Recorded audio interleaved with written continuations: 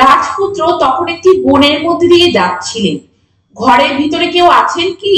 দুই বন্ধু নিজেদের মধ্যে ঝগড়া করছিল। সব প্রাণীর মধ্যে হাতি বৃহত্তম। তো প্রত্যেকটি সেন্টেন্সে আমরা পাচ্ছি মধ্যে, ভিতরে, মধ্য দিয়ে বা ভিতর দিয়ে।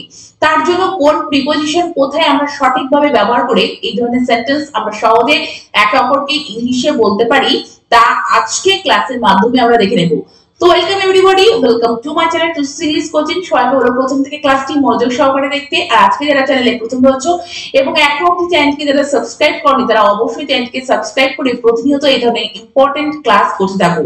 তো চলো আজকে ক্লাস শুরু করা যাক। তো প্রথম সেন্টেন্সটি কি রয়েছে দেখো, আমাদের বাড়ি স্টেশন থেকে 1 কিলোমিটারের মধ্যে। তো দেখো এখানে মধ্যের শব্দটি রয়েছে। তো তার জন্য আমরা কি ব্যবহার করতে পারি প্রথমে আমরা দেখে নেব, তারপরে কিন্তু আমরা বুঝে নেব। তো দেখো আমরা কিভাবে বলবো, our house is within a kilometer of the station. Our house is within a kilometer of the station. তো দেখো মধ্যে বোঝাতে আমরা কি ব্যবহার করছি, within।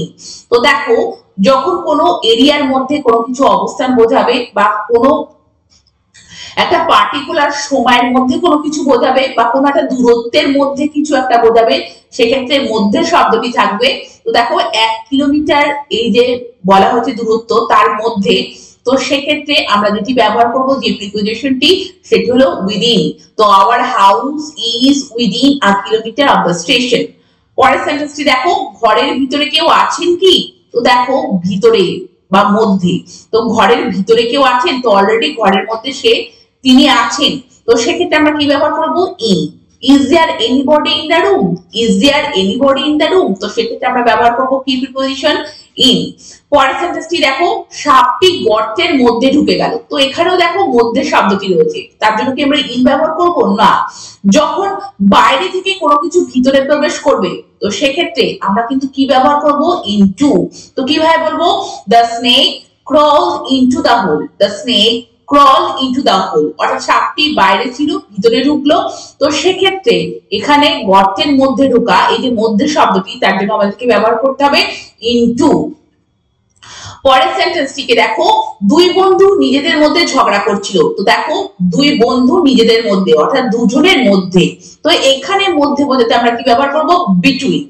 The two friends were quarreling between themselves. The two friends were quarreling between themselves. তো দুজনের মধ্যে বোঝালে আমরা কিন্তু সেখানে মধ্যে বোঝাতেই যে ইন বসাবো তা কিন্তু নয়, এক্ষেত্রে কিন্তু বিটুইন প্লেস করতে হবে। পরের সেন্টেন্সটিকে দেখো, রথিন বাবু গরিব ছেলেদের মধ্যে কিছু বই বিতরণ করেছিলেন। তো এখানেও দেখো ছেলেদের মধ্যে, কিন্তু এখানে দুজন নয়, দুয়ের অধিক। তো তার জন্য আমরা কি ব্যবহার করব, মধ্যে বলতে among. Rathin babu distributed some books among the poor boys.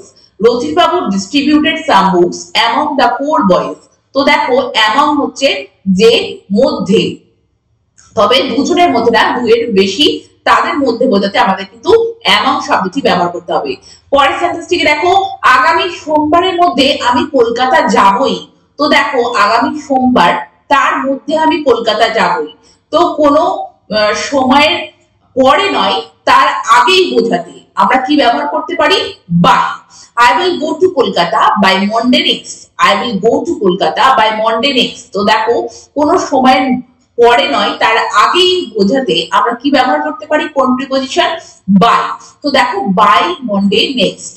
পরের সেন্টেন্সটিকে দেখো, রাজপুত্র তখন একটি বনের মধ্যে দিয়ে যাচ্ছিলেন। তো দেখো এখানেও মধ্যে রয়েছে কিন্তু বনের মধ্যে দিয়ে, অর্থাৎ বনের এক প্রান্ত থেকে আর এক প্রান্তে যাচ্ছিলেন। তো সেক্ষেত্রে আমি যে প্রিপোজিশনটি ব্যবহার করবো সেটি হলো through. The prince was then passing through a forest. The prince was then passing through a forest. তো দেখো কোনো কিছুর মধ্য দিয়ে কিন্তু তার এক প্রান্ত থেকে আরেক প্রান্তে যাওয়া, কোনো কিছুর মধ্য দিয়ে তার এক প্রান্ত থেকে আরেক প্রান্তে যাওয়া, সেক্ষেত্রে মধ্যে ব্যাপারটা যখন থাকবে আমরা কি ব্যবহার করব, থ্রু। তো সেই জন্য পাসিং থ্রু আ ফরেস্ট। পরের সেন্টেন্সটিকে দেখো, 3 ঘন্টার মধ্যে তোমার কাজটি করতে হবে। দেখো এটি আমাদের জানা, প্রথমেই তোমাদের বলেছিলাম যে কোন একটা সময়ের মধ্যে, পিরিয়ড অফ টাইম, তার মধ্যে বোঝালে আমরা কি ব্যবহার করতে পারি, উইদিন। কিভাবে বলবে, you have to finish the work within 3 hours. You have to finish the work within 3 hours. So 3 ঘন্টার মধ্যে, তার জন্য আমরা কি ব্যবহার করব, within। পরের সেন্টেন্সটিকে দেখো, সব প্রাণীর মধ্যে হাতি বৃহত্তম। তো এখানেও মধ্যে রয়েছে, আমরা কিভাবে বলবো সেন্টেন্সটিকে? The elephant is the biggest of all animals. The elephant is the biggest of all animals. তো দেখো এখানে মধ্যে বোঝাতে কিন্তু আমাদেরকে অফ ব্যবহার করতে হলো। কেন? দেখো প্রাণী এর মধ্যে, সব প্রাণী এর মধ্যে, এই যে এর শব্দটি আছে তার মধ্যে, সেই জন্য আমরা কি ব্যবহার করব? অফ। অফ শব্দটিকে, অফ প্রিপোজিশনটিকে আমরা ব্যবহার করব। The elephant is the biggest of all animals.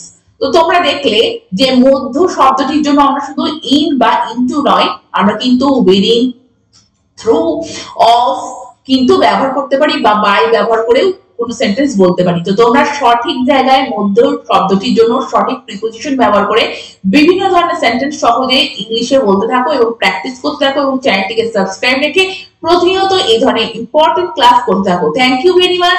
Thank you for watching this video.